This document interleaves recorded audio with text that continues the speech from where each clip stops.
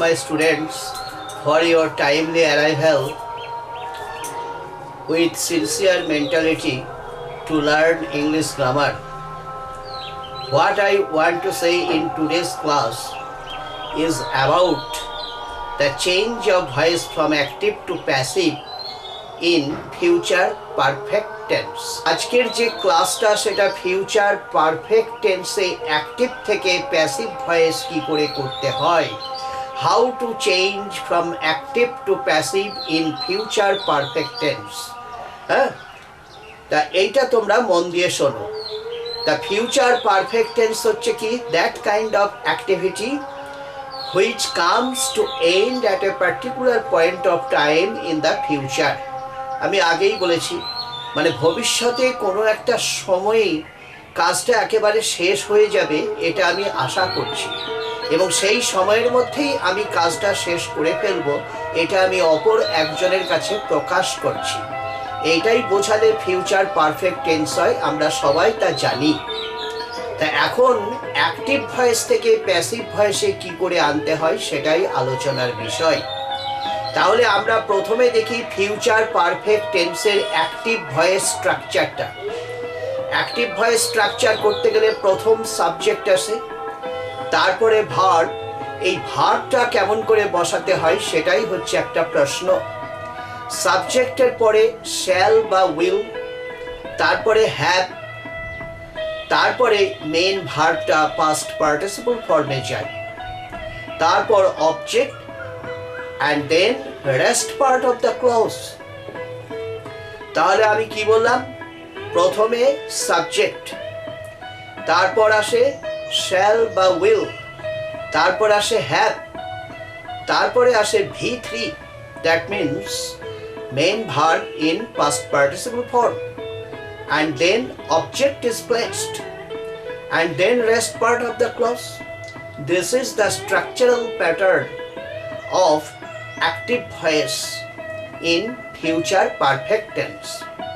তোমরা সবাই জানো, তাহলে অ্যাকচুয়ালি ভয়েস চেঞ্জ করতে গেলে অ্যাক্টিভ ভয়েসের যে ভার্ব ফ্রেজের স্ট্রাকচারটা আছে সেটা সেই পার্টিকুলার টেন্সে ওই ভার্বের প্যাসিভ স্ট্রাকচারটা কীরকম হয় সেটা তোমাদের জানা উচিত। আজ আমরা ফিউচার পারফেক্ট টেন্স নিয়ে আলোচনা করছি, অ্যাক্টিভ টু প্যাসিভ। তাহলে ফিউচার পারফেক্ট টেন্সের অ্যাক্টিভ ভয়েসে ভার্বের যে গঠনটা, অর্থাৎ ভার্ব ফ্রেজ যেটা থাকে তার গঠনটা কীরকম হয়, শ্যাল বা will plus have plus V3। যখনই আমি সেটাকে প্যাসিভ ভয়েসে চেঞ্জ করব তখন এই অ্যাক্টিভ ভার্ব ফ্রেজটা পাল্টে যায়, অন্য রূপ নেয়। সেটা কীরকম, সেটা হবে কি, যে প্রথমে যেটা আছে শ্যাল বা উইল বসলো, have plus been plus V3, either shall or will plus have plus been plus V3। তাহলে this is the structure of passive verb phrase. তাহলে অ্যাক্টিভ ভার্ব ফ্রেজ যেটা ছিল শ্যাল বা will plus have plus V3, সেটা passive ভয়েসে সেই স্ট্রাকচারটা change হয়ে বসলো কি, শ্যাল বা will plus have plus been plus V3, এই রূপে বসলো। এইটা তোমাদেরকে জানতে হবে, এটাই রুল। তাহলে প্যাসিভ ভয়েস করতে গেলে তো আমরা জানি যে অ্যাক্টিভ ভয়েসের যে অবজেক্টটা থাকে, অ্যাক্টিভ অবজেক্ট তাকে বলে, সেই অবজেক্টটা প্যাসিভ ভয়েসে সাবজেক্টের জায়গায় আসে। কিন্তু আসলেই বা কি হবে, প্যাসিভ ভয়েসে সাবজেক্টের জায়গায় অ্যাক্টিভ ভয়েসের অবজেক্টটাকে যখন রাখলাম তখনও কিন্তু সে রিসিভারের রোলটা সম্পাদন করছে, তার রোলটা, তার ক্ষমতাটা হারায়নি। You should understand this, this is a vital point. তার মানে যখন অ্যাক্টিভ ভয়েসের যে অ্যাক্টিভ অবজেক্টটা ছিল, প্যাসিভ ভয়েসে যখন আমি সাবজেক্টের জায়গায় রাখলাম সেটা প্যাসিভ সাবজেক্ট রূপে গণ্য করা হলো সেটাকে, এবং সে তখনও পর্যন্ত কিন্তু রিসিভারের রোলটা সম্পাদন করে চলেছে। This is passive subject which still performs the role of the receiver. It doesn't lose the power of receiver role. Remember this. তাহলে আমার প্রথম কর্তব্য ফিউচার পারফেক্ট টেন্সের অ্যাক্টিভ টু প্যাসিভ অ্যাক্টিভ ভয়েসের অবজেক্টটাকে সাবজেক্টের জায়গায় আনা, প্যাসিভ ভয়েসের সাবজেক্টে, যেটাকে প্যাসিভ সাবজেক্ট রূপে মনে করা হয়। তারপরে প্যাসিভ সাবজেক্ট প্লেসড হওয়ার পর তারপরে আমাদের যেটা কর্তব্য, যেটা অ্যাক্টিভ ভার্ব ফ্রেজ ছিল, অর্থাৎ অ্যাক্টিভ ভয়েসে ভার্বের যে গঠনটা ছিল shall will plus have plus V3, সেটা পাল্টে যাবে, যেটা হবে কি shall will plus have plus been plus V3 এই রূপে বসবে। তাহলে অবজেক্টটাকে সাবজেক্ট বসানোর পর তারপরে শ্যাল বা উইল বসিয়ে, তারপরে হ্যাভ বসিয়ে, তারপরে বিন বসিয়ে, তারপরে মেন ভার্বটাকে পাস্ট পার্টিসিপল ফর্মে পাঠাতে হবে। তারপরে তুমি বাই প্রিপোজিশন একটা আনবে, এনে তারপরে যে অ্যাক্টিভ ভয়েসের যে অ্যাক্টিভ সাবজেক্টটা ছিল, যে ডোয়ারের রোলটা সম্পাদন করেছিল অ্যাক্টিভ ভয়েসে থাকাকালীন, সেইটা প্যাসিভ ভয়েসে অবজেক্ট হয়ে বসবে অবজেক্টের জায়গায় বাই প্রিপোজিশন নিয়ে। এই বাই প্লাস যে প্যাসিভ অবজেক্ট এইটা রূপে আসলো, এটাকে আমরা প্যাসিভ এজেন্ট বলে গণ্য করি। This is the rule from active to passive in future perfect tense. তাহলে আমরা এবার এটাকে একটা উদাহরণ নিয়ে আলোচনা করি, তাহলে বিষয়টা আরও পরিষ্কার হবে। যেমন ধরো, I shall have finished homework by tomorrow। প্রথমে কি বসেছে আই, তারপরে অ্যাক্টিভ ভার্ব ফ্রেজ স্ট্রাকচারটাকে ভালো করে লক্ষ্য করো, শ্যাল হ্যাভ ফিনিশড, এই shall plus have plus finished, আয়ের পরে শ্যাল বসে তাই শ্যাল বসেছে, আই শ্যাল হ্যাভ ফিনিশড। তারপরে এবার অবজেক্ট হোমওয়ার্ক, তারপরে টাইম বাই টুমরো, আগামীকালের মধ্যেই আমি বাড়ির কাজটা শেষ করে ফেলবো। I shall have finished homework by tomorrow. This is active voice structure. এই অ্যাক্টিভ ভয়েস স্ট্রাকচারের মধ্যে অ্যাক্টিভ ভার্ব ফ্রেজ স্ট্রাকচারটা হচ্ছে কি shall have finished। এইটার প্যাসিভ এ পাল্টে যাবে, সেটা দেখা যাক। প্রথমে অবজেক্টটাকে সাবজেক্টের জায়গায় নিয়ে এসো। অবজেক্ট কোনটা? হোমওয়ার্ক। হোমওয়ার্কটা এক প্যাসিভ ভয়েসে সাবজেক্টের জায়গায় আসলো, যেটা প্যাসিভ সাবজেক্ট রূপে মনে করা হলো, বা যেটাকে প্যাসিভ সাবজেক্ট রূপে গণ্য করা হয়, এবং সেটা তখনও পর্যন্ত রিসিভারের রোলটা করে চলে, কখনো হারায় না সেই ক্ষমতাটা। তাহলে I shall have finished homework by tomorrow, এই সেন্টেন্সে অবজেক্ট হচ্ছে হোমওয়ার্ক, যেটা প্যাসিভ সাবজেক্ট রূপে আসলো হোমওয়ার্ক। হোমওয়ার্কের পরে এবার আমার প্যাসিভ ভার্ব ফ্রেজটা আসবে। যে অ্যাক্টিভ ভার্ব ফ্রেজ স্ট্রাকচারটা ছিল শ্যাল হ্যাভ ফিনিশড, সেটা পাল্টে যাবে। হোমওয়ার্কের পরে শ্যাল বসে না, উইল, তাহলে উইল বসালাম, তারপর হ্যাভ, তারপরে বিন, তারপরে ফিনিশ ফিনিশড ফিনিশড, যেটা পাস্ট পার্টিসিপল রূপে বসলো। তাহলে প্যাসিভ ভার্ব ফ্রেজ স্ট্রাকচারটা কি দাঁড়ালো? যে will have been finished. This is the passive verb phrase structure in future perfect tense. This is the vital point, you should remember this. তাহলে homework, will have been finished, তারপরে এবার by আসবে নিয়ম অনুসারে। বাই আসার পর active ভয়েসে যে সাবজেক্টটা ছিল, যেটা ডোয়ারের রোলটা সম্পাদন করেছিল, সেই সাবজেক্টটাকে প্যাসিভ ভয়েসে আমরা অবজেক্ট রূপে আনলাম।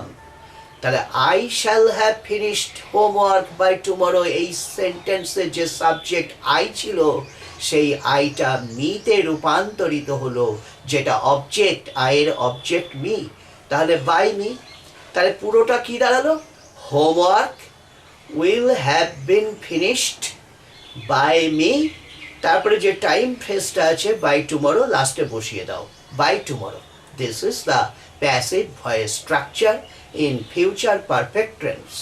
তাহলে আমরা ফিউচার পারফেক্ট টেন্সে কী করে অ্যাক্টিভ ভয়েস থেকে প্যাসিভ ভয়েসে আনতে হয়, সমস্ত নিয়মগুলোকে জানলাম। এবার বিভিন্ন উদাহরণ নিয়ে আলোচনা করা যাক। He will have written the letter by now. he will have written the letter by now. He subject will have written. This is active verb phrase in future perfect tense. The letter object আর by now যেটা হচ্ছে টাইমকে express করছে এই ফ্রেজটা by now। হ্যাঁ, তাহলে কি হলো? He will have written the letter by now. Object কোনটা? The letter. This is active object. The লেটারটাকে আগে নিয়ে আসলাম প্যাসিভ সাবজেক্টের জায়গায়, যেটা প্যাসিভ ভয়েসে সাবজেক্ট হবে। দ্য লেটার লিখলাম, দ্য লেটারটা কিন্তু প্যাসিভ সাবজেক্ট রূপে আসলো। তাহলে he will have written the letter by now. হিটা subject, will have written, this is active verb phrase, the later object by now টাইমকে ইন্ডিকেট করছে। তাহলে অবজেক্টটা প্যাসিভ সাবজেক্ট রূপে আসলো। দ্য লেটারের পরে কি লিখলাম? will have been written, this is passive verb phrase structure। Active verb phrase স্ট্রাকচারটা কি ছিল? যে will have written সেইটা পরিবর্তিত হয়ে বসলো কোন রূপে? যে will have been written, the letter will have been written। এইবার বাই বসিয়ে সাবজেক্টটা যেটা আছে অ্যাক্টিভ ভয়েসে সেটা প্যাসিভ ভয়েসে অবজেক্ট রূপে আসবে। বাই কি ছিল এখানে? হি ছিল, অ্যাক্টিভ সাবজেক্টটা হি ছিল, তার অবজেক্টটা কি? হিম। তাহলে by him, the letter will have been written by him by now. This is time phrase by now বসিয়ে দিলাম। এইভাবে আমরা ফিউচার পারফেক্ট টেন্সে অ্যাক্টিভ ভয়েস থেকে প্যাসিভ ভয়েসে কি করে করতে হয় সেটা আমরা বিস্তারিতভাবে জানলাম। আরও উদাহরণ নেওয়া যাক। যেমন ধরো, they will have left the town by now. They will have left, they হচ্ছে সাবজেক্ট অ্যাক্টিভ ভয়েসে, will have left this is active verb phrase structure. The town active object, আর বাই নাও এটা হচ্ছে টাইমকে ইন্ডিকেট করছে এমন phrase by now. They will have left the town by now, এতক্ষণে তারা শহরটা পরিত্যাগ করে ফেলবে। তাহলে এটাকে যদি প্যাসিভ ভয়েসে রূপ দিতে যাই তাহলে কি হবে? অবজেক্ট খোঁজো। অ্যাক্টিভ অবজেক্ট কোনটা ছিল? The town. দ্য টাউনটাকে আগে নিয়ে আসলাম, দ্য টাউন। তারপর এবার প্যাসিভ ভার্ব ফ্রেজ তৈরি করতে হবে। আগে লক্ষ্য করো অ্যাক্টিভ ভার্ব ফ্রেজটা কি ছিল? অ্যাক্টিভ ভার্ব ফ্রেজ ছিল কি? উইল হ্যাভ লেফট, সেইটা হবে কি? Will have been left. This is the passive verb phrase structure in future perfect tense. তাহলে হলো কি? The town will have been left. এবার বাই বসালাম, তারপরে অ্যাক্টিভ যে সাবজেক্টটা আছে দে, অবজেক্টের জায়গায় দেম হয়ে গেল, by them. This portion is called passive agent, by them. টাইমটা by now বসিয়ে দিলাম। The town will have been left by them by now. This is the passive voice structure. The porter will have loaded the goods before I reach the station. This is active voice structure. The how is it possible for us to turn it into passive voice? তাহলে প্রথমে তোমাকে object দেখতে হবে। Object কোনটা? The goods. The গুডসটাকে আগে সাবজেক্টের জায়গায় নিয়ে আসলাম, যেটা প্যাসিভ সাবজেক্ট, দ্য গুডস। তারপরে হবে passive verb phrase. Active verb ফ্রেজটাকে লক্ষ্য করো, উইল হ্যাভ লোডেড, তা সেটা প্যাসিভ ভার্ব ফ্রেজটা কি হবে? Will have been loaded. তাহলে the goods will have been loaded by active voices subject the porter, by the porter। এই by the porter, this is passive agent। তাহলে the goods will have been loaded by the porter before I reach the station। This is the passive voice structure form in future perfect tense। They will have finished the breakfast by 8। সকাল 8টার মধ্যেই তারা ব্রেকফাস্টটা সেরে ফেলবে। They will have finished the breakfast by 8। Object the breakfast, passive verb phrase will have been finished, the breakfast will have been finished by them by 8। This is the passive voice structure in future perfect tense. Will the farmers have reaped the crops before the rains set in? This is active voice in future perfect tense. Interrogative form. তাহলে will the farmers have reaped the crops? This is interrogative structure. Object কোনটা? The crops. ক্রপসটাকে তাহলে আগে নিয়ে আসতে হবে, আমাকে ইন্টারোগেটিভই করতে হবে প্যাসিভটা। তাহলে will the crops have been reaped? Will the crops have been reaped by the farmers before the rains set in? This is passive voice structure in future perfect tense, and this is based on interrogative structure. Will the farmers have reaped the crops before the rains set in? তখন আমরা বলছি will the crops have been reaped by the farmers before the rains set in? This is passive structure in interrogative sentence. The man will have closed the door before you reach the house. তুমি বাড়ি পৌঁছাবার আগেই লোকটা দরজা বন্ধ করে দেবে, মানে লোকটার দরজাটা বন্ধ করে দেওয়া হয়ে যাবে। The man will have closed the door before you reach the house. The door object আগে নিয়ে আসলাম। The door passive verb phrase কি হবে? Will have been closed. The door will have been closed. Passive agent কোনটা হবে? By the man. ওই যে active ভয়েসে the ম্যানটা active subject রূপে ছিল, ডোয়ারের রোলটা করেছিল, সেই সাবজেক্টটা প্যাসিভ এজেন্ট হয়ে আসছে বাই দ্য ম্যান, কিন্তু তখনও পর্যন্ত সে ডোয়ারের রোলটাই সম্পাদন করে চলেছে। তাহলে এইভাবে আমরা বলতে পারছি কি, যা কি the door will have been closed by the man before you reach the house. This is the passive voice structure in future perfect tense. তাহলে আমরা বিস্তারিতভাবে দেখলাম কি করে ফিউচার পারফেক্ট টেন্সের অ্যাক্টিভ ভয়েস থেকে প্যাসিভ ভয়েসে করতে হয়।